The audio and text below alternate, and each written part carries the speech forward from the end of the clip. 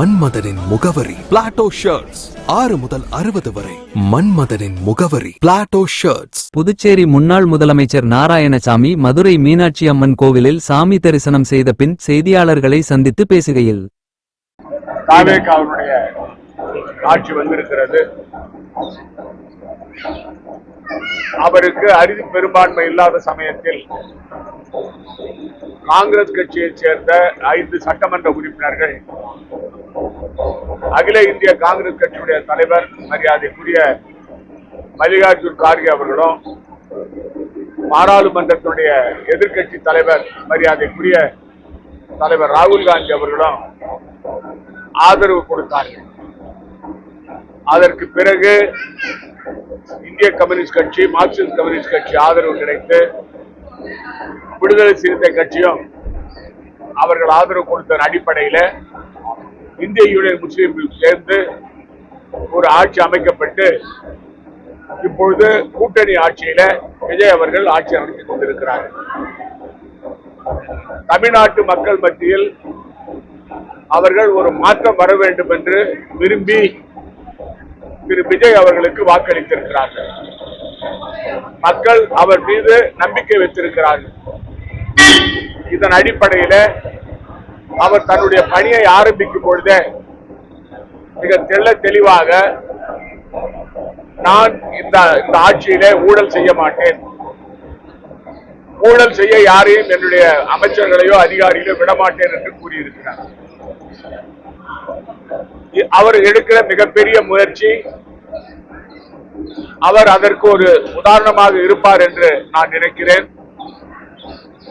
ஏனென்றால் அவரை பொறுத்தவரையிலே அவர் சொல்லுகிற பொழுது எனக்கு ஊழல் செய்ய வேண்டிய அவசியம் இல்லை என்று தெளிவாக கூறியிருக்கிறார்.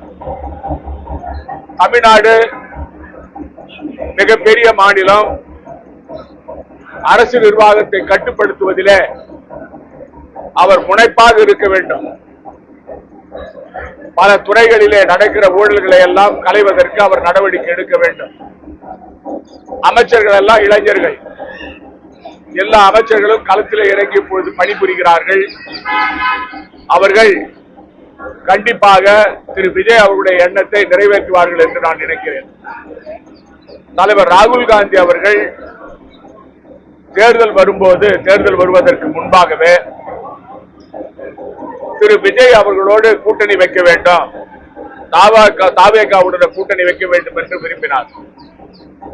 ஆனால் காங்கிரஸ் கட்சியுடைய தலைவர்கள், மற்ற அனைத்து தலைவர்களும் ஒருங்கிணைந்து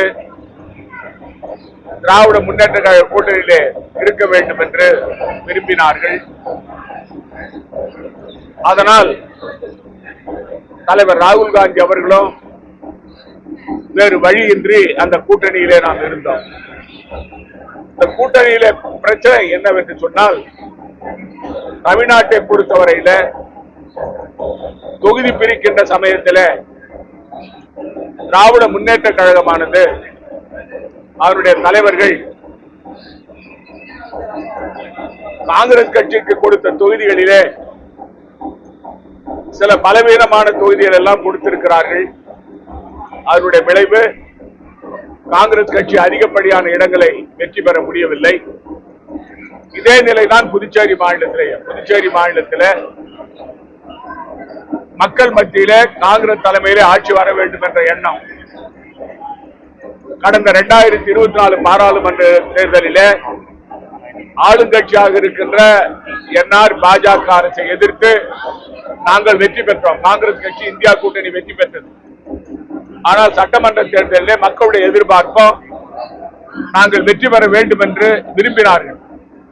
ஆனால் தொகுதி பிரிக்கும் பொழுது ஏற்பட்ட குளறுபடிகள், அதாவது காங்கிரஸ் கட்சி வெல்ல இருக்கின்ற தொகுதிகளை எல்லாம் திராவிட முன்னேற்ற கழகம் கேட்டு அடம் பிடித்ததன் காரணமாக பேச்சுவார்த்தை இழுபறியாக சென்றது. 23ஆம் தேதி கடைசி நாள் மனு தாக்கல் செய்வதற்கு, அதுவரை அந்த பேச்சுவார்த்தை நடைபெற்றது. அதனால் நாங்கள் எங்களுடைய கூட்டணியை சரியாக அமைக்காத காரணத்தால் புதுச்சேரி மாநிலத்தில் வெற்றி பெற வேண்டிய மாநிலத்தை நாங்கள் இழந்தோம். ஆனால் இந்த 5 ஆண்டு காலம் பழைய ஆட்சியில என்ஆர் பாஜக ஆட்சியில நடந்த ஊழல்களை மக்கள் மத்தியில் எடுத்து சொல்லி நாங்கள் மாற்றத்தை வர வேண்டும் என்று விரும்பினோம். அது மட்டுமல்ல, தாவேகா என்பது காங்கிரஸ் கட்சியுடைய வாக்குகளை பிரித்துவிட்டது.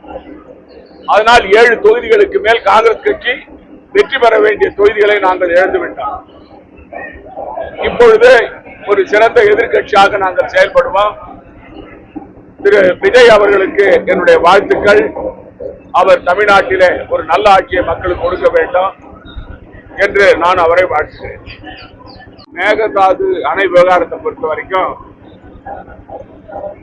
தமிழ்நாடு புதுச்சேரிக்கு ஒரே கொள்கை தான். அதாவது மேகதாது அணை கட்டுவதன் மூலமாக காவிரி நதிநீர் பங்கீட்டிலே அந்தந்த மாநிலங்களுக்கு கர்நாடகா, தமிழ்நாடு, கேரளா, புதுச்சேரி மாநிலம் கிடைக்க வேண்டிய முறையான தண்ணீர், நதிநீர் பங்கீட்டு தண்ணீர் கிடைக்க முடியாத ஒரு சூழ்நிலை ஏற்படும். அது மட்டுமல்ல, மேல் பகுதியில் இருக்கின்ற மாநிலம் அணை கட்டினால் கீழ்ப்பகுதிக்கு தண்ணீர் வருவது வரத்து குறையும்.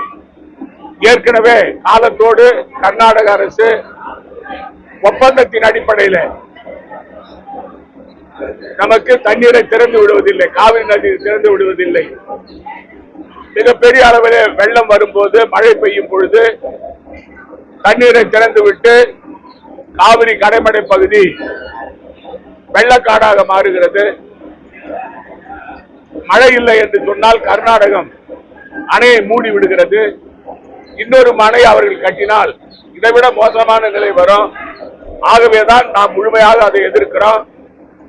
கர்நாடக மாநிலம் மேகதாது அணையை கட்டக்கூடாது என்பதற்காக தமிழ்நாடு, புதுச்சேரி 2 மாநிலம் சேர்ந்து தங்களுடைய எதிர்ப்பை காவிரி நதிநீர் ஆலயத்திலே நாம் சமர்ப்பித்திருக்கிறோம். அது உச்ச நீதிமன்றத்தில் அந்த வழக்கு இருக்கிறது. அதை நாங்கள் தொடர்ந்து வலியுறுத்துவோம்.